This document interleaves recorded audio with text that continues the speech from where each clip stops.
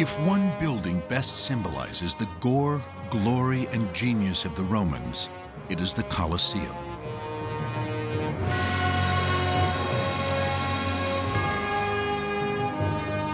It is a spectacle of design and engineering, the biggest building they ever constructed. It spans nearly 2,000 feet around, soars over 160 feet high, and soon after it opened in the year 80, it was decorated in gleaming bronze shields and 16-foot statues of gods and heroes. To this day, the Colosseum stands as a powerful landmark on the skyline of Rome. When the Colosseum was built, it had an enormous effect because of its size, status, and presence in Rome. The echo of its 50,000 spectators cheering bloody theatrics continues to haunt imaginations. Gladiators fighting to the death, mass crucifixions, elaborate animal hunts. Over 4 centuries, the Colosseum was witness to an estimated 1 million human deaths. And with up to 11,000 animals killed in a season, some species, like the Balkan lion and a North African elephant, were driven to extinction. Yet the Colosseum was much more than a spectacular slaughterhouse. It was a carefully engineered entertainment complex designed to reinforce Roman world order. Watching fighting on a regular basis for entertainment gave the Romans a sense of who they were and infused them with a kind of military ethos that was instrumental in creating and maintaining the empire. Ancient Roman authors, such as Martial in his Book of Spectacles, describe how that world order played out on the arena stage. They cast the emperor as master illusionist. On his command, a menagerie of ostriches, crocodiles, rhinos, bears, and tigers magically appear to be dispatched by hunters. A condemned criminal is dressed in wings and catapulted across the arena to play out a Greek myth. And fantastical sea battles take place, where thousands of prisoners of war are either slaughtered or drowned. Can these astonishing accounts of elaborate executions be true? Or has the boundary between history and myth been blurred over time?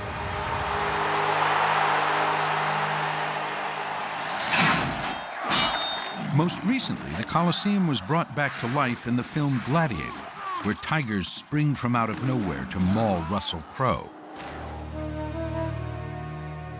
But that's Hollywood effects. The Romans were doing it for real. Parts of the movie Gladiator are based on events portrayed in ancient texts and mosaics. They depict gladiators locked in combat and wild beasts mauling people. But none of these accounts describe how the Romans made these animals magically appear. Some scholars suspect the secret may be hidden in the Colosseum's basement.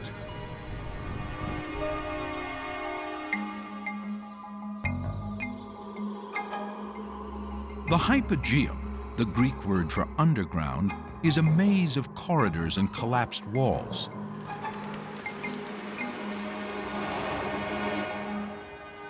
Architect Heinz Beste thinks that here, hidden from the spectators above, is where the Romans engineered their murderous magic. We have to imagine this being covered by the wooden arena floor above.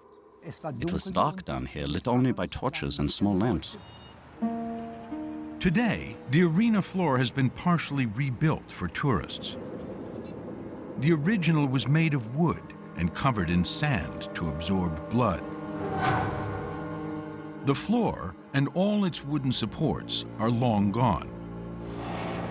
But etched into the walls of the Hypogeum, Beste finds deep cuts and grooves. To decipher these fossil-like remains, he drew every stone on every wall.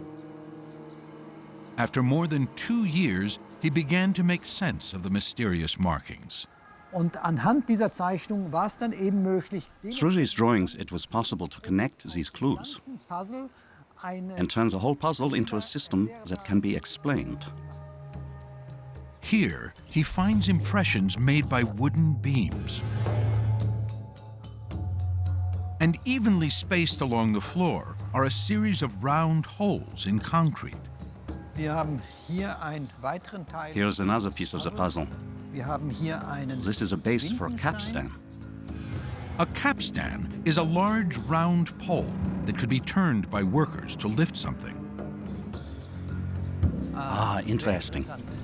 Wir sehen hier oben, sehen wir eben. Up here, we see an indentation for a ramp.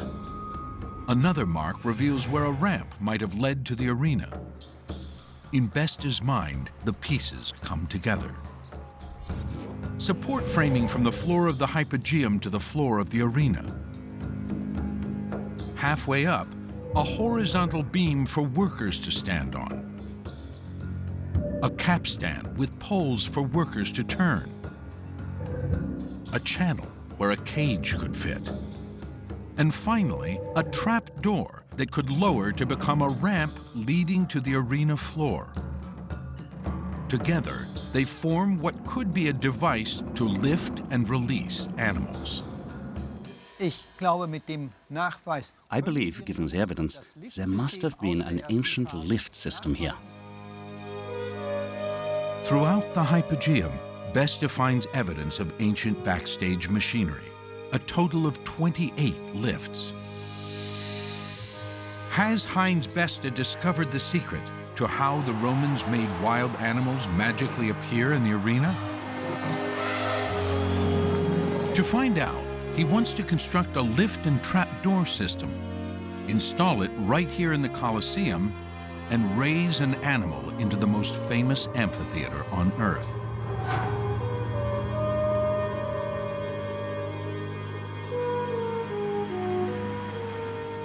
But why did the Romans build the Colosseum to stage these bloody spectacles? Part of the answer is hiding in plain sight. For years, a cast-aside stone was used as a place for visitors to rest, its importance completely unnoticed. In the 1800s, an inscription was discovered on its surface. It ended up here in the Colosseum Museum, where it became, once again, largely unnoticed.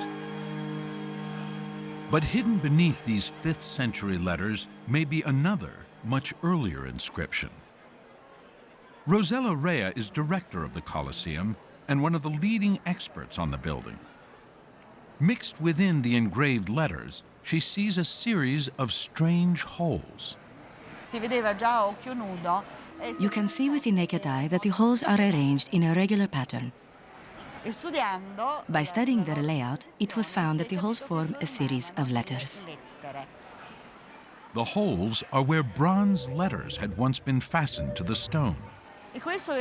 This was the hole for the first letter, the letter I for imperator. Or emperor. Connecting all the dots reveals the original inscription. The Emperor Vespasian ordered this new amphitheater to be constructed from the booty. Vespasian Flavius becomes emperor in the year 69. The following year, he orders construction of the Colosseum to begin. The stone is the plaque from its dedication, and the letters spell out how the Colosseum was paid for. With booty. But booty from where? Vespasian's son left a clue on the nearby Arch of Titus. On it, Catherine Welch finds depictions of Romans sacking the temple in Jerusalem. One of the panels depicts the menorah, the Torah, and the sacred table carried by elite young Roman men. This is quintessential war booty, the things that meant the most to the people from whom they were seized. Following his son's conquest of Judea in the year 70, Vespasian is rich with gold and slaves. He can build anything he wants. So why the Colosseum? Vespasian needs a building that makes a bold statement that he, Vespasian Flavius, is nothing like the emperor before him, the infamous Nero. Emperor Nero's rule is marked by extravagance and much of Rome burning. He confiscates land and builds a pleasure palace with gardens and a man-made lake. Nero is driven from the throne, commits suicide, and Rome is engulfed in civil war. After a ghastly year of civil war and the suicide of Nero, Vespasian did everything in his living power to ingratiate himself with the Senate and consolidate his personal power. After fighting his way to the throne, Vespasian casts himself as the anti-Nero. He buries Nero's palace, fills in his lake, and on top builds the opposite of a pleasure garden, a public building for blood sports. In building the largest and most expensive building in Rome, a building for popular entertainment, it celebrated military power and put it into a frightening, exciting, chastening context. The Colosseum is the perfect symbol for how Vespasian and Rome came to power. And to enhance the blood sports, Vespasian builds in some deadly surprises, releasing wild animals into the arena. But reconstructing the lift that could have done this is an audacious plan. If Heinz Beste is to succeed, he'll need to find an ally on the inside. Umberto Barafaldi is an engineer, inventor, and GoPro enthusiast. He too is captivated by how the Romans released wild animals into the arena. Umberto also happens to be director of health and safety for the Colosseum. Beste shares his drawings with Umberto. The drawing is beautiful, but how are we going to make it work? Beste's drawings provide a skeleton of the system, but it's not clear how the lift actually works. Umberto brings in structural engineer Giovanni Squilaciotti and material engineer Flavia Campanelli. We have to create a system of pulleys and counterweights that works perfectly and synchronizes. Giovanni translates Beste's two-dimensional drawing into a three-dimensional computer model. L'abbiamo definito in ogni sua parte, in ogni suo meccanismo secondo le indicazioni di Flavia. The trap door is one of the big challenges. Close. On one hand, it has to open to release the animal into the arena. When it's open, l'animale qui salta fuori e va dentro l'arena. But when it's closed, it has to support the weight of gladiators, charioteers, and heavy animals trampling on it above. Giovanni puts the pieces together and connects them in his computer model with pulleys, ropes, and hinges. Perfetto. Then, based on Giovanni's 3D wizardry, Heinz and Umberto build a scale model. E qui non possiamo in questo senso fare un tipo di carrucola? Una manovella. Sì. At the heart of the system is the capstan, a large central pole. As this is turned, it wraps a rope around it. The animal is placed in this cage. It's connected to the capstan through a series of pulleys, so as the capstan is turned, the cage rises. Two large hinged arms support the trap door when it's closed, and then swing down to open it. As the cage rises, the door automatically opens, releasing the animal onto the ramp. The model is essential to experimental work of any kind, because it is the model that allows you to understand all the mechanics. And building the lift and trap door system will provide a window into a uniquely Roman pastime in a uniquely Roman building, the amphitheater. Mark Wilson Jones is an architect with an expertise in Greek and Roman buildings. He's here in Arles, in southern France, at an amphitheater constructed about 20 years after the Colosseum.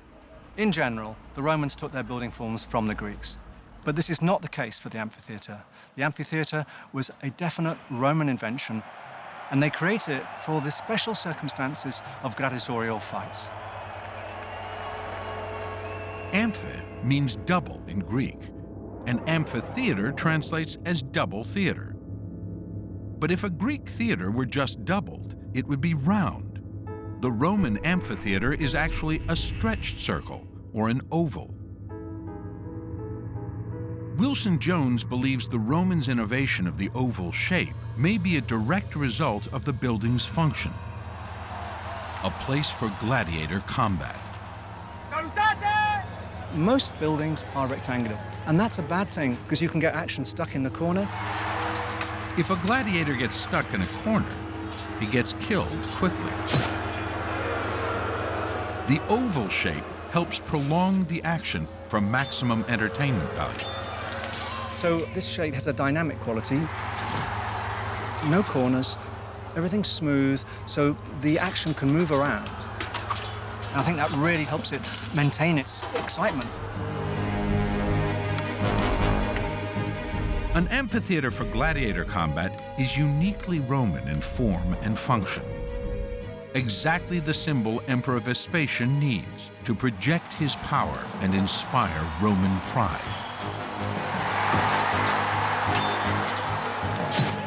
There's this strong connection between the unique shape of the amphitheater and gladiatorial performances, the link with the military, the conquest of empire.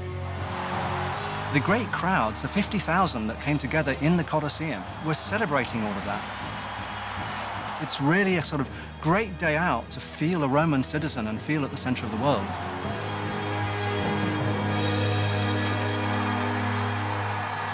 Proprio la giornata adatta, guardate anche che bella giornata che è oggi. In a forest northeast of Rome, Umberto is in search of the perfect tree for making the lift. The tree will be used for one of the key parts of the lift, the capstan. Ecco, questo è il nostro albero. To fell the tree, the team uses the same tools as the ancient Romans: the axe, the two-man saw, and a wedge. Carmelo Malacrino, an expert on ancient Roman building, knows what tools to use from images on the Trajan column, erected just 30 years after the opening of the Colosseum. This column shows a fantastic series of tree cutting. It depicts the deforestation process for constructing new roads and the creation of campsites as part of a military campaign. After an hour of chopping and sawing, the tree comes crashing down.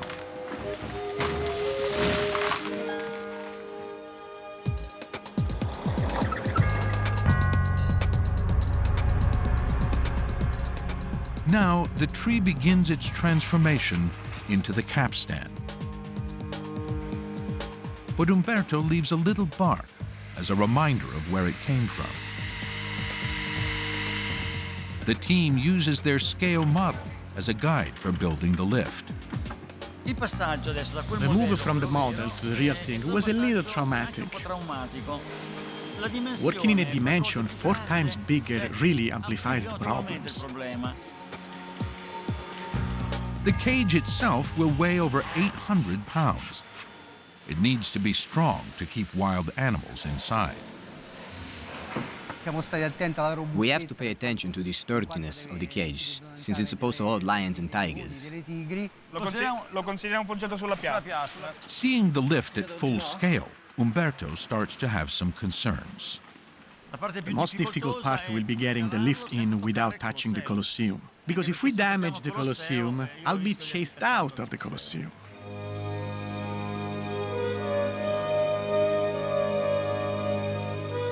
Today, the Colosseum is a majestic ruin. Over the centuries, everything of value was stripped from its walls. But coins minted for its opening and carvings on tombs show how the Colosseum was likely decorated. In its arches stood 160 bronze statues, 16 feet tall, representing gods and heroes the Romans borrow from the Greek pantheon. At its top layer were gleaming bronze discs, symbolizing captured shields. Finally, framing the arches were columns of various architectural orders. Greek capitals on the upper three layers, but on the street level are Roman capitals. Vespasian is giving the people, the plebs Romana, exactly what they want. Greek orders, Greek statues, but all with a Roman twist and pressed into the service of the conquering Roman state.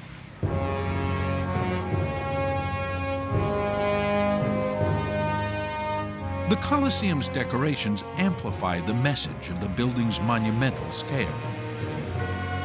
We Romans love Greek art and culture, but we have surpassed them. Rome is the new superpower.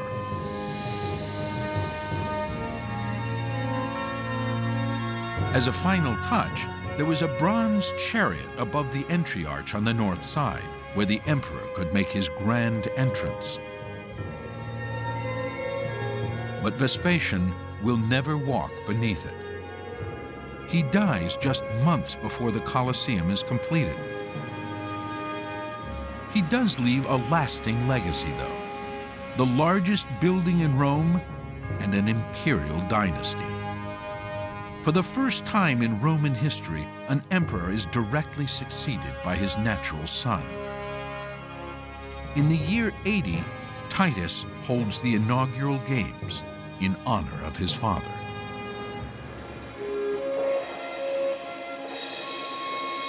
Roman author Martial, in his Liber Spectaculorum, the Book of Spectacles, describes the inaugural games.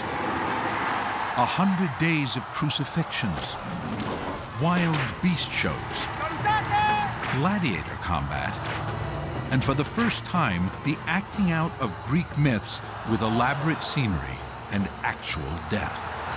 What happened with the inauguration of the Colosseum is that these Greek mythological executions entered the arena repertoire, except in the theater they were bloodless. They were just actors.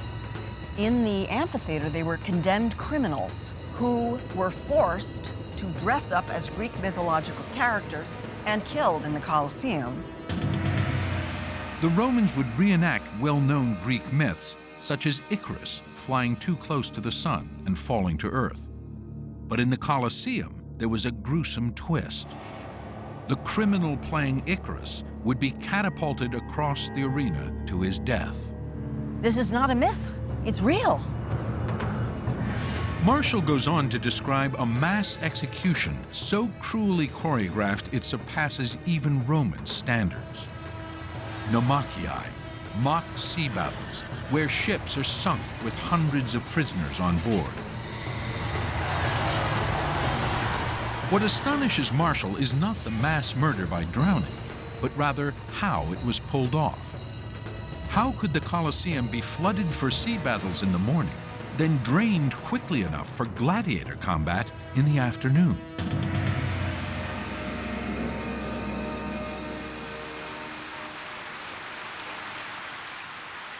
The Romans were masters of moving water. A network of 11 aqueducts carried clean water to Rome from mountain springs, some over 50 miles away. The aqueducts provide the means to get water into the Colosseum. And new discoveries are revealing a system to get water out.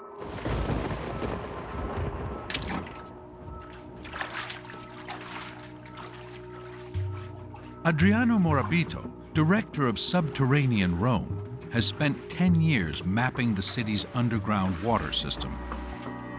One day, while surveying for a new metro line, he took an unexpected turn. We were mapping all the sewage system, and suddenly we went into an older drainage system and we saw light at the end. To his great surprise, the light at the end of the tunnel was the Colosseum. Morabito had stumbled into an ancient drain or collector. This is the only collector still working today. In ancient times, we had all 4 collectors getting rid of the water out of the monument. Beneath the arena, Morabito finds evidence of 4 drains that emptied water from the Colosseum. And climbing to the top of the hypogeum, Morabito finds 40 channels that may have fed water in. Some archaeologists speculate that this could have been used to flood the arena. Morabito believes the 40 input channels and 4 drains provide the plumbing to stage naval battles. To put his theory to the test, he investigates how much water the Romans would need to flood the arena. He finds 4 passageways leading into the hypogeum, wide enough to launch flat-bottomed boats into the arena. When the arena was flooded, the water was coming in here, and then the boats were starting floating up to this level, because otherwise the water would have gone into other rooms. Morabito reasons the water could have been no higher than about 5 feet, or it would spill over into other areas of the Colosseum. Multiplying that depth by the area of the arena, he calculates with the floor removed, it can hold 1.25 million gallons of water, equal to about 2 Olympic swimming pools. But can the drains empty that much water fast enough to stage sea battles and gladiator fights all in one day, as author Marshall describes? One night, a thunderstorm puts Morabito's theory and the surviving drain to the test. The storm dumps 800,000 gallons of water into the Colosseum, filling the hypogeum halfway.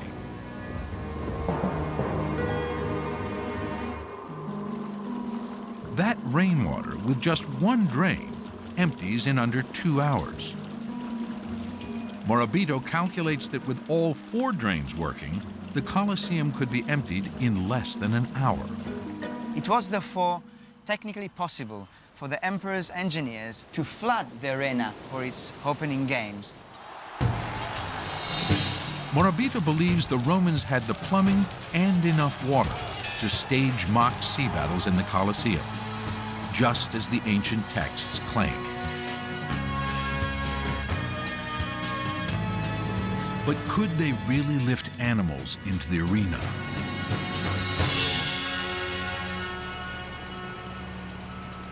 After months of constructing the lift and trap door system in the workshop outside of Rome, today the pieces finally arrive.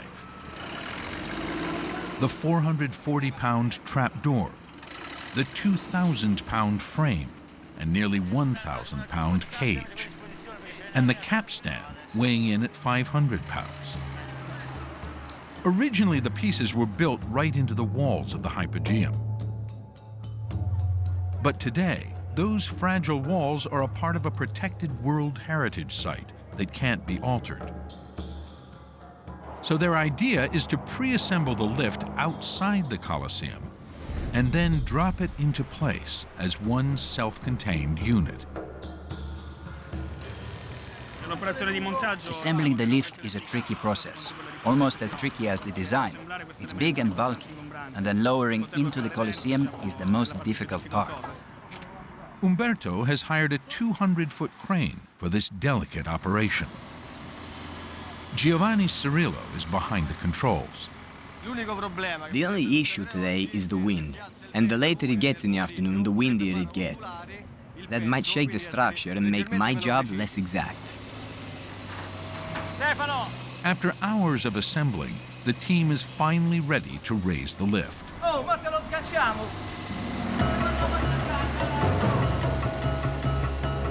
The crane hauls the machine to a standing position and then stops. There's a problem. The crane has a built-in scale, and Cirillo discovers the lift is too heavy. The load is 600 kilos overweight. Over this distance, that's a problem. The crane has the power to raise the lift, but when its arm extends out over the Colosseum, too much weight could cause the crane to tip over. We don't know if we can get the lift inside. The main issue is the crane might topple over. The team does some quick math to try to save the project. According to our calculations, the cage weighs around 450 kilos. Once we take that away, the load will be lighter for the crane.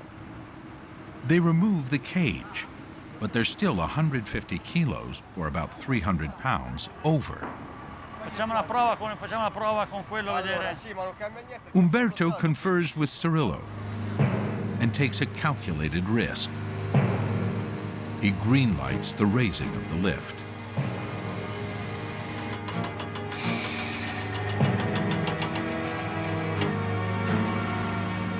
The crane hauls the lift up nearly 200 feet and over the walls of the Colosseum.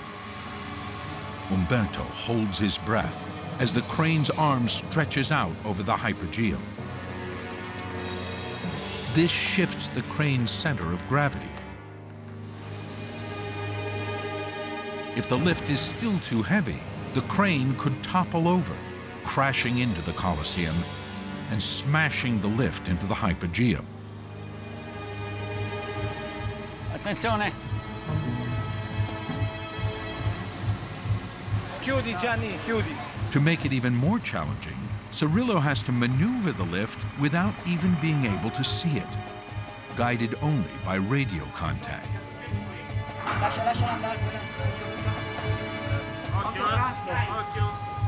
Rosella Rand, director of the Colosseum, and perhaps the person with the most riding on the success or failure of the lift project, arrives at the critical moment as the team steers the lift between the narrow, fragile walls of the hypogeum with almost no wiggle room.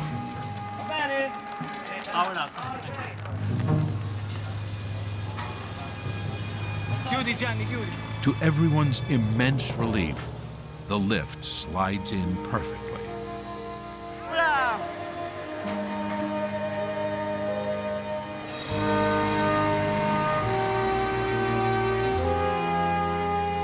After flying the 3-ton lift into place, the half-ton cage is a breeze.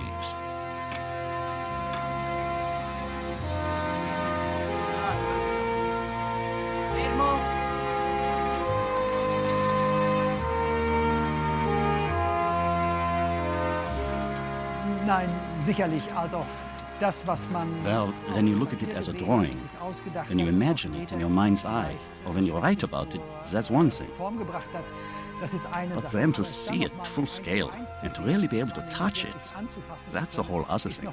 It's really amazing, and for me, it's especially fantastic.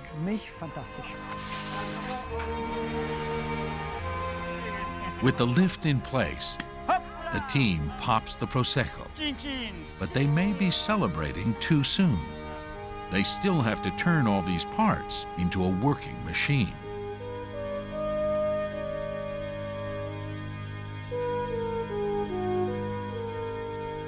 But why did the ancient Romans go to such lengths to make death theatrical? Some answers are coming from the victims themselves, or at least their bones. In 1993, Austrian archaeologists uncovered a cemetery in a Roman city in what is today Turkey. Fabian Kahns of the Medical University of Vienna was brought in to analyze the human remains. It was a mass grave. We found the remains from 68 people, and 66 have been young males, aged between 20 and 30. Unusual injuries offer a clue to who was buried here. The distance is about 5 centimeters. These holes in the head, surely the cause of death, were almost certainly the result of a trident, a weapon unique to gladiator combat. The Roman author Suetonius describes 7 gladiator characters, each with different costumes and weapons. One of the most famous pairings is a secutor, equipped with a short sword, shield, and helmet, and a retiarius, the fisherman, who fought with a net and trident. From the forensic evidence, it's obvious who won this battle. It was the first known gladiator cemetery. We had in our hands for the first time remains of real gladiators. Among many of the gladiator bones, Cons finds something even more remarkable: evidence of healing. What was surprising for us was the high number of well-healed injuries, which indicates there must be excellent health care for these gladiators. Ancient Roman texts offer a clue to one possible treatment: a special potion made from ash. And this might have been leaving traces in the bones. To find out if there's any truth to this gladiator potion, Cons grinds a bone sample into a powder and processes it into a liquid that he puts into an instrument called an emission spectrometer. Here, he sprays the liquid into an argon gas torch, where it burns with a distinctive flame. The color of the flame changes depending on the elements in the liquid, and therefore we can find out about the mineral composition of the bone. The flame turns from blue to a bright yellow, indicating that the gladiator bone has a high concentration of strontium. Strontium is a natural element with properties similar to calcium, a crucial mineral for building strong bones. It was mentioned in the historic texts that a kind of ash drink was substituted to the gladiators to remedy their pain after fighting. And this would perfectly fit to explain this high strontium content of the gladiators.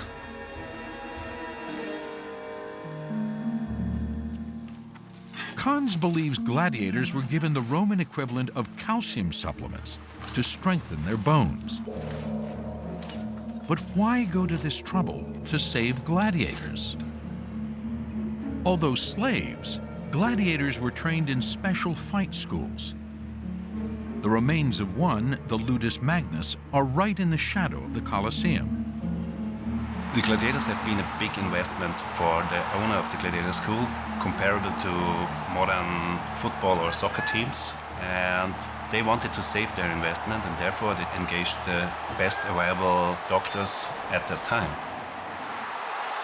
It would have been extremely expensive if half the gladiators were killed at every event. To protect their investment, the Romans began to provide gladiators with medical care so they could live to fight another battle. And perhaps to compensate the audience for a reduction in the number of deaths, the emperor added entertainment value by ordering more elaborate stagecraft. Finiamo questi qui sopra perché così qui possono mettere l'intensità qua sopra. Now, all the major parts of the lift are in place: the cage, capstan, and trapdoor. Now that it's in place, we have to make it work. The first task is installing all the missing pieces. They place wheels on the cage, handles on the capstan, and above the capstan, Umberto and Tullio install a spool for rope. We attach this rope here, and as it turns, the rope wraps around it and pulls the cage up.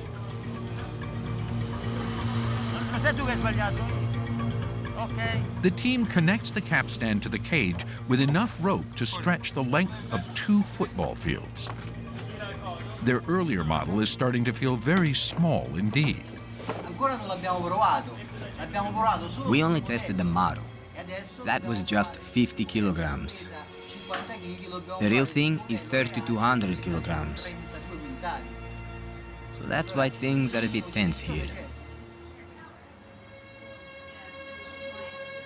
With everything strung up, Umberto gives the lift a trial run. He tries to turn the capstan without success. The cage goes nowhere. In 3 persone abbiamo provato ad alzarla da soli. 3 of us tried to lift it, but it didn't budge. Not a bit. It looked like an elephant, impossible to move. Umberto calls in reinforcements. Even with 6 people, they can't turn the capstan to lift the cage or move the trap door. It's all too heavy. The ramp is very heavy, and the lever system we initially designed does not work. How did the ancient Romans manage to lift so much weight? We are facing the same challenges that the Romans had when they were originally making it. The size is the same, the mechanisms are the same, and the problem is just as big. Umberto searches for a solution in an unexpected place. Roman ships. Could the same mechanics that hoisted the heavy sails be used to lift the cage? Umberto's hard drives are filled with images he's collected of surviving pieces of Roman ships. Among them, he finds what may be the key to heavy lifting, a simple device that dates far back in antiquity, the pulley. The cage weighs 800 pounds. Adding a pulley splits the weight evenly between the 2 sides of the rope. Another pulley changes the direction of the force. It's easier to pull down than up. With 1 pulley attached to the cage, it feels half the weight, only 400 pounds. Attaching 2 pulleys on the cage makes it feel like only 200 pounds. The more pulleys you add, the more the weight is distributed between them, and the less force you need to lift the cage.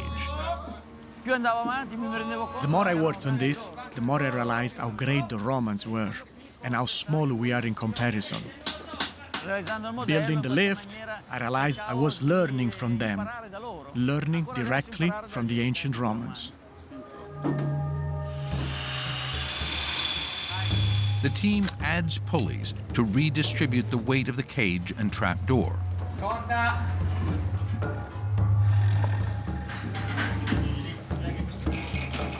Umberto gathers 8 men.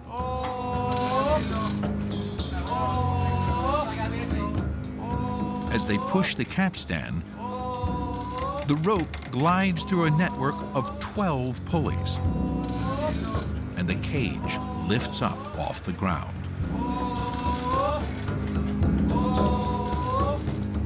The fascinating part is seeing this mechanism, which at first was essentially a static, seemingly simple structure, turn into something dynamic, a machine, simply by using these ropes, pulleys, and human strength. But can this machine perform the Colosseum's signature magic trick? To find out, the team wants to release an animal into the world's most famous amphitheater for the first time in 1,500 years. But which animal? According to legend, Romulus and Remus, the founders of Rome, were suckled by a wolf. So a wolf is the perfect animal to test the lift.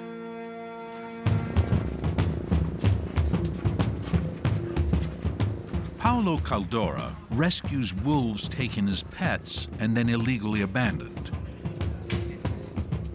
He leads a wolf through the labyrinth of the hypogeum. In ancient times, wild beasts would have been carried in already in cages. The cage door is lowered, and the men turn the capstan to raise the wolf.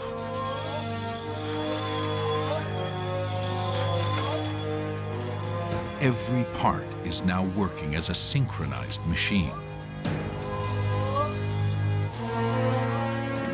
The trapdoor is lowered.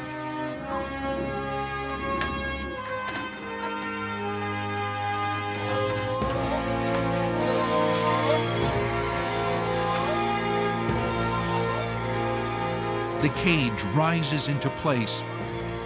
Its door opens,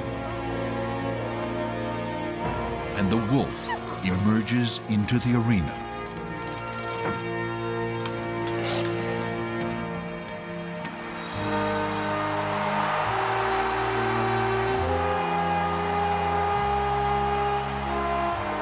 The days of wild beasts in the Colosseum as hunters or hunted are thankfully long gone, and the wolf runs safely to his rescuer.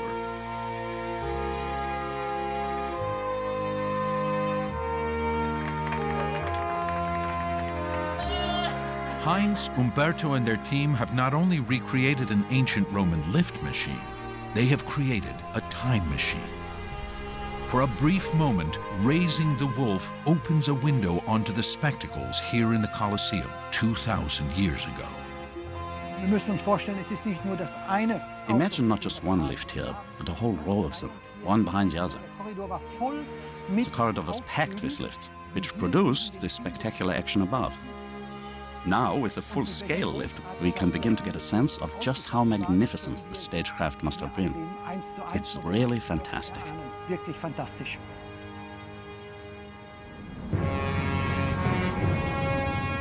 Each year, over 5 million tourists visit the Colosseum. They are awed by its size and horrified imagining the slaughter. How could a culture as advanced as Rome justify the spectacular bloodshed that took place here? Gladiatorial games and associated violent spectacles needed absolutely no justification. And in the ancient sources, we find just the opposite, that they were believed to stiffen moral fiber. Romans attending the Colosseum were more than spectators. They were participants. These games showcased the power of Rome and reminded citizens that their prosperity was paid for in blood. Inside the Colosseum, you have spectacle, you have energy, you have entertainment. The whole building is used as a vehicle for the demonstration of the power of the Roman world and how it came to benefit the populace. Though Rome falls to the barbarians in 476, the Colosseum, like a victorious gladiator, still stands. Battered and triumphant, it is a lasting reminder of the gore and the glory of Rome.